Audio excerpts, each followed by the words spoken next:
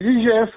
n'a fait que faire son travail, notamment en dénonçant la mainmise de certains responsables de la GECAMIN sur les ressources de cette entreprise de l'État. Et donc, maintenant, il revient à la justice de bien mener les investigations et savoir exactement pourquoi est-ce que ces autorités de la GECAMIN se sont arrogées les luxes de se partager une somme aussi importante que celle-là. Vous savez que l'IGF,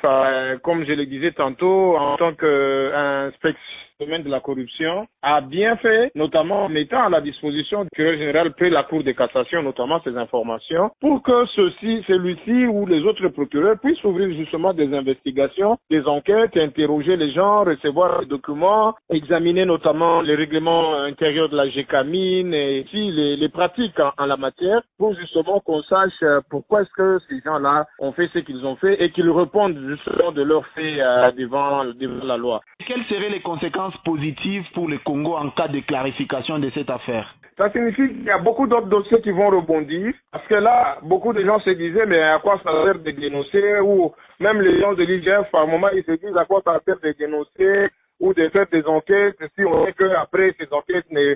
seront pas suivies des faits. Donc, pour nous, si vraiment ce dossier qui est un scandale public, si ce dossier était suivi par des enquêtes judiciaires, ça signifie que beaucoup de gens seront encouragés justement à dénoncer ce genre de choses. La deuxième conséquence, c'est que les bénéficiaires de ce genre d'avantages indus ou avantages illégaux vont se dire désormais qu'il faut faire vraiment très très attention, parce que au cas où l'IGF tombait sur ce genre de choses, sur ce genre d'informations, la justice tombera là-dessus et effectivement les gens seront sanctionnés. Donc ça sera vraiment un début de la fin de l'impunité pour ce genre de crimes économiques.